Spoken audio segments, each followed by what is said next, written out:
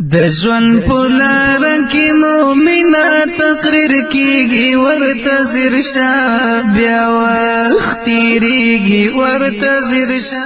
د قدر وړ اورېدونکو ستاسو پام راړو د الحاج مولوي محمد یاسین فهیم صاحب د رسول الله صلی الله علیه وسلم د روزنې او تربیت خپرونو ته په همدې هیله چې دا خپرونې تر پایه پورې واورئ او په ژوندانه کې پوره ګټه ځینې حاصله کړئ.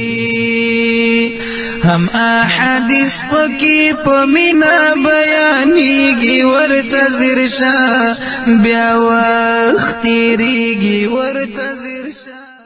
بسم الله الرحمن الرحيم. الحمد لله رب العالمين حمد الشاكرين. الصلاة والسلام على سيد الأنبياء والمرسلين سيدنا ونبينا وشفيعنا ومولانا محمد وعلى آله وأصحابه الطيبين الطاهرين. قدرمنو اوریدونکو د ژوند د لارې د خپرونې مینوالو السلام علیکم ورحمة الله وبرکاته. ستاسو روغتیا او خوشحالي د پاک رب نه غواړم په دې هیله چې د صحت او عافیت جامې په تن ولرئ او خوشحالي مو په برخه وي. دا دی زه محمد یاسین فهیم د ژوند د لارې د خپرونې په وړاندې کولو کې ستاسو په خدمت کې یم. زموږ د نننۍ خپرونې موضوع د رسول الله صلی الله علیه وسلم د روزنې طریقې، یعنی رسول اکرم صلی الله علیه وسلم څنګه خلک د الله دین ته رابلل او د هغو روزنه او پالنه یې څنګه کوله. قدرمنو اوریدونکو، د نن نه 1400 کاله مخکې نړۍ په تور تم کې ډوبه وه. د ځمکې په هیڅ ګوټ کې د هدایت او لارښوونې څرک نه لګېده. ټول انساني عالم د بیلاري او ګمراهي په دلدل او گرداب کې نښتی و. نننی هندوستان چې تاسو وینئ د روحاني او دیني لارښوونکو زده کړو او ښوونو خپل اغیز له لاسه ورکړی و او په توهماتو او خرافاتو اخته شوی و. شرک او بتپرستي اوج ته رسېدلې وه. حتی هندي مورخان لیکي چې په هندوستان کې د خدایانو شمیر د دې ځای د نفوسو څخه هم پورته تللی و. د یو سړي په سر به څو خدایان ول. حتی په ځینې ځایونو کې د تناسلي غړو او اعضاو عبادت او پرستش هم دود و. د مذهب مدعیان او ادعا کوونکي او د درمسال منجاوران د بد اخلاقیو ځالې او نمونې ګرځېدلې وې. ټوله هندوستاني ټولنه د بېلارې او خرابي آخري څوکۍ ته رسېدلې وه. د ښځو د عصمت او ناموس هیڅ ارزښت او قیمت نه و. د یوې ښځې به څو خاوندان ول او کله به چې د ښځې خاوند مړ شه نو ښځه به هم هغې سره ژوندۍ سوځل کېدله او دا یې خپل سپېڅلی رسم او دود ګڼه. لنډه دا چې قدرمنو اوریدونکو د هرې نیکي، بدي، ثواب او ګناه تصور له منځه تللی و. خلک په بدعاتو، شرکیاتو او بتپرستي کې ګیر ول. په مصر، شام، بابل، نینوا، یونان او چین کې د تهذیب او تمدن ډیوې مړې شوې وې. په دغو ځایونو کې د بېقانوني او انارشیزم دور و. د بېشرمي او بېحیایي بازار ګرم، ظلم، زیاتی، قتل او تیری د هغوی د ژوند یوه برخه ګرځېدلې وه. صفاکي، وینې تویول، شوکې او ډاکې ته د کمال او هنر په سترګه کتل کېدل. په هغه مهال کې روم او ایران تر ګردو منظم دولتونه ول، ولې د هغوی تهذیب خپله ځلا او اغیزه له لاسه ورکړې وه. اوس د هغوی د تهذیب له ډیرۍ او انبار څخه بدبویي او وږم پورته کېده. په دواړو دولتونو کې د ناوړه ظلمونو دوره حاکمه وه. حکومت د اخلاقو د هیڅ ډول ضابطې او اصولو پابند نه و. ولس د پاچایانو غلامان ول او پاچایان د خواهشاتو غلامان ول.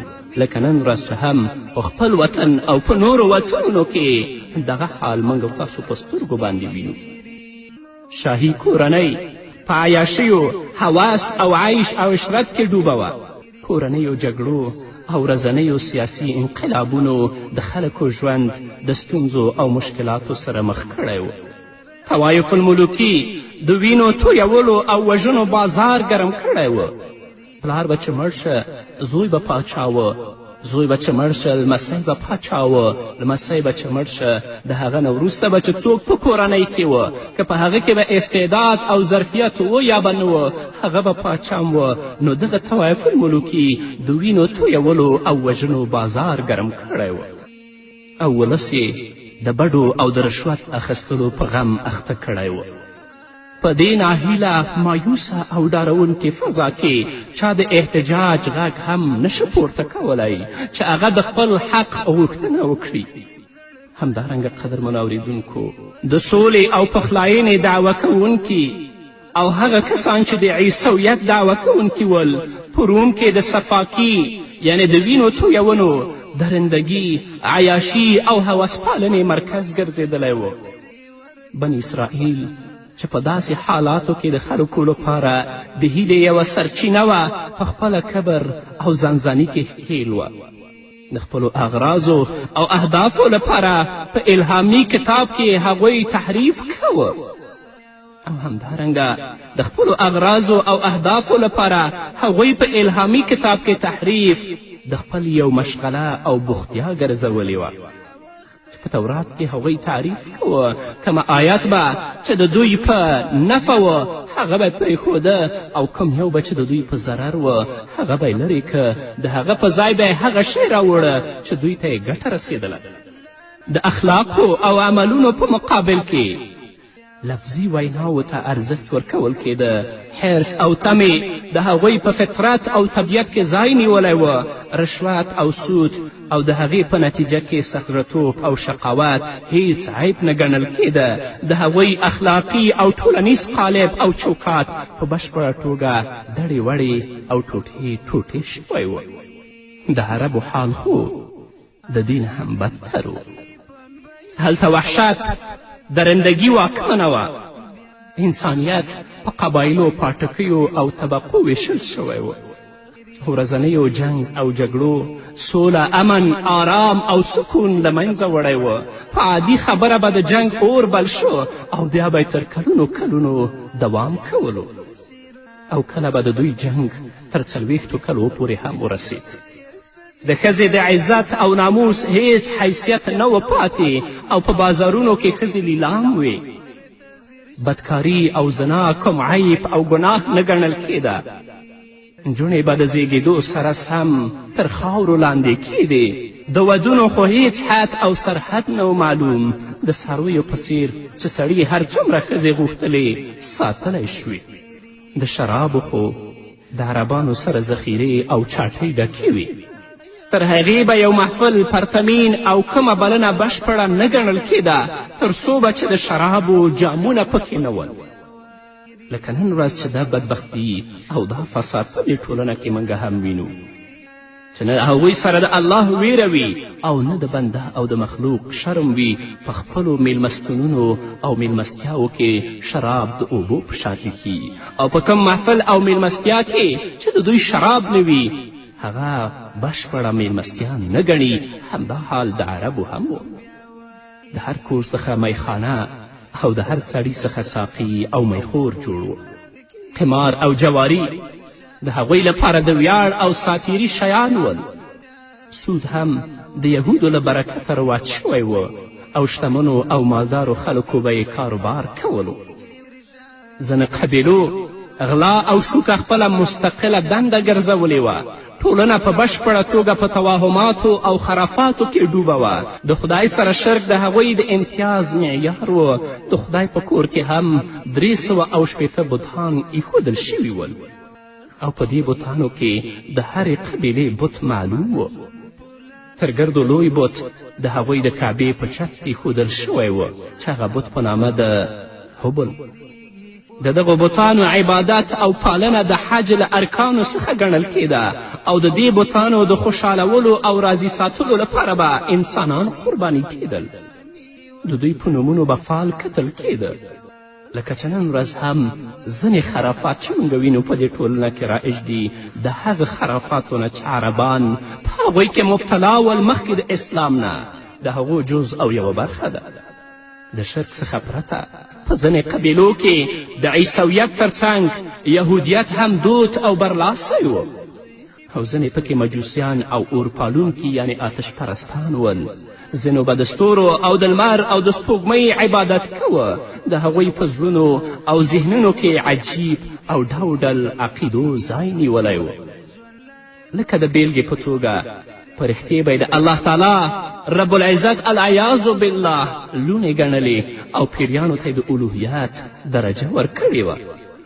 لنډه دا چې قدرمنو اوریدونکو عربان په فکري لحاظ تش او منځخالي کالبوتان ګرځېدلي ول او د عملي اعتباره د خواهشاتو او همسونو تر چتر لاندې د څارویو په څیر ژوند تېروه. هسې چې کتل به دې ورته انسان ښکاره کېده، لکن د هغوی عمل او د هغوی هغه کړنې چې په هغه وخت کې هغوی کولې د حیواناتو نه لا هم تېرې وې. نو په همدې حالاتو کې رسول الله صلی الله علیه وسلم پیغمبر کیږي. د حرا له غار څخه په راستنېدو خپل رسالت اعلانوي، د دعوت او بلنې دنده پیلوي او خلک د خدای لور ته رابولي، اخروي ژوند ته پام اړوي او همداسې کاروان مخ په وړاندې درومي. دا مهال یې ځینې خلک مخالفت هم کوي او د هغه د پیغام او بلنې د ناکامولو ان د هغه د لمنځه وړلو تدبیرونه، توطیې او مختلفې حربې په لاره اچوي. خو د هغوی دا ټول کوښښونه او هڅې بې ځایه او عبث دي. الله محمد رسول الله صلی الله علیه وسلم ته ترقي ورکوي او هغې لارې ته چې رسول صلی الله علیه وسلم خلک رابولي هغه لاره الله تقویت کوي. هغه کار چې د الله لپاره وي په هغه کې د الله رضا هدف وي او ادا د مسئولیت وي، په هغه کار کې به الله انسان سره مرستندوی وي. نو د رسول صلی الله علیه وسلم کار د الله لپاره و. هغه خلک د الله دین طرف ته رابلل تر څو چې د دې شرک، وحشت او بتپرستي نه خلک خلاصی عمومي او د اسلام مقدس دین ته مخ راوړي. نو هغه سره الله رب العزت مرستندوی و، هغه ته یې ترقي ورکوله. که نن ورځ زموږ کارونه هم د الله رب العزت د رضا لپاره وي، کومه بلنه او دعوت چې کوو په هغه کې ادا د مسئولیت وي او رضا د الله وي، د خلکو رابلل وي دین طرف ته، انشاءالله زموږ مرسته به الله کوي.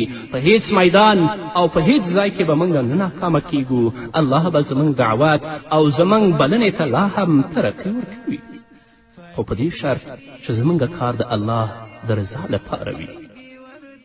الله دې خپل رضا زموږ مطلوب او زموږ هدف وګرځوي. نور به واورو خو هغه د یوې دمې نه وروسته. د ژوند په لاره کې مومنه تقریر کیږي ورته ځیر شه، بیا وخت تېرېږي ورته ځیر شه، بیا وخت تېرېږي. د ژوند په لاره کې مومنه تقریر کیږي ورته ځیر شه، بیا وخت تېرېږي ورته ځیر شه، بیا وخت تېرېږي. هم احادیث پکې په مینه بیان. قدرمنو اوریدونکو، بیا هم زموږ سلامونه او نیکې هیلې ومنئ.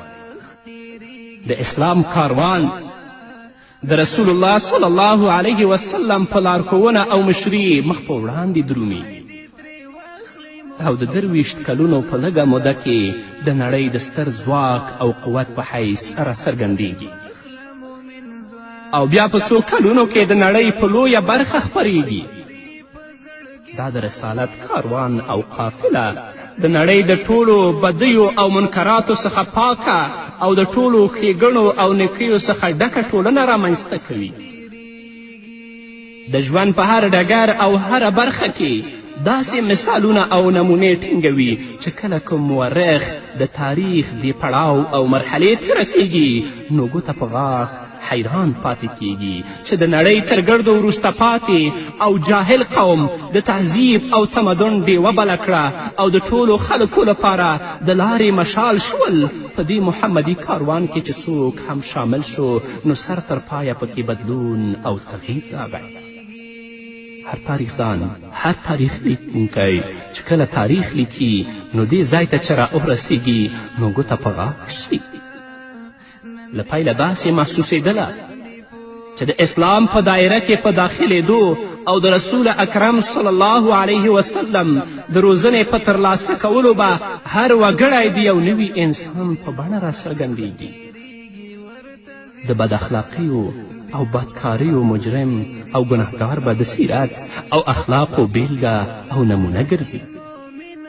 د انسانانو قاتل به د انسانیت غوښتونکی او ساتونکی ګرځي. د رضالت او قباحت په دلدل او گرداب کې نکتی انسان به د شرافت او غیرت لوړو مرتبو او درجو ته رسیږي. د ناپوهه بې سواده او کمذهنه انسان دننه به د لوړو استعدادونو چینې راخوټېږي. جنګیالي به د سولې او پخلاینې د مدعیانو او غوښتونکو په بڼه راڅرګندېږي. زناکار او بدکار انسان به د عزت او حیا په جثه او مجسمه بدلیږي. له پیله قدرمنو اوریدونکو داسې محسوسېدله د انقلاب یوازې د انسان یو اړخ او بود نه، بلکې د ژوند ټولې برخې او اړخونه رانغاړلي ول. په عقایدو او افکارو کې د لوی او په زړه پورې بدلون په رامنځته کولو سره یې د هغوی د فکر او نظر لورې او بڼې په بشپړه توګه بدلې کړې وې. د خوښ او ناخوښ معیار بدلون موندلی و. د هغوی مشغلو بوختیاو او ذوق او شوق نوی رنګ خپل کړی و. د هغوی په احساس او ضمیر کې یو نوی روح پوکړی شوی و. د عباداتو اسلوب او طریقو تغییر موندلی و. د هر در او بت ته ټیټېدونکي سر اوس یوازې یو تلپاتې الله ته ټیټېده. د خدای او د هغه د رسول اطاعت د هغوی د ژوند محور او مرکز ګرځېدلی و. د دین د بلنې او خپراوي لپاره هغوی خپل مال، استعداد او خپل هر څه وقف کړل. د اقتصاد اصول او مبادیو په بشپړه توګه بدلون وموند. د سود پر ځای انفاق، ایثار او قربانی په هغوی کې رواج او دود شوه. د ټګي او برګي او درغلۍ پر ځای صداقت او امانت ځای پر ځای شو. د فساد او بدۍ پر ځای هدایت او لارښوونه راوټوکېده. د غلا او شوکې پر ځای د بښنې ورکړې او سخاوت بازار ګرم شو. د شراب او قمار د مجلسونو او ناستو پر ځای د اصلاحي رغونې او د نیکو کارونو پلانونه او پریکړې کېدلې. د خپلو حقوقو پر ځای د بل د حقوقو خیال ساتل کېده.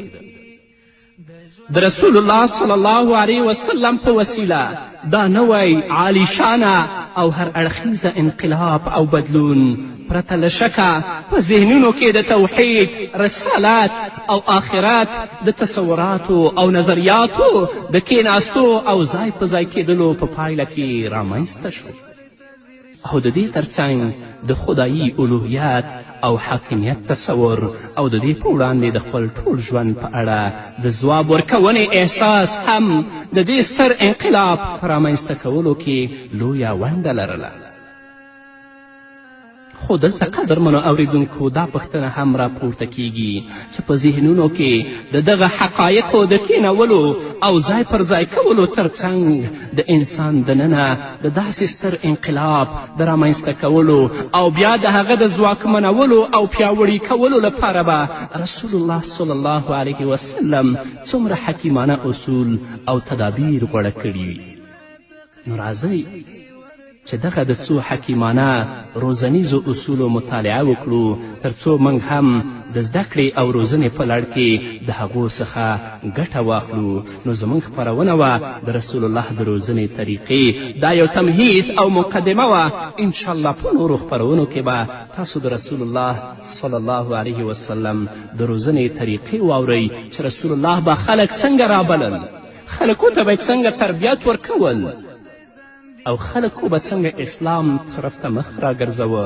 د هر داعی لپاره، د هر بلونکي لپاره، د هر مسلمان لپاره دا لازمه ده چې د رسول الله صلی الله علیه وسلم د روزنې طریقې مطالعه کړي او هغه په خپل ورځني ژوند کې او په دعوت کې عملي کړي او د هغې نه کار واخلي.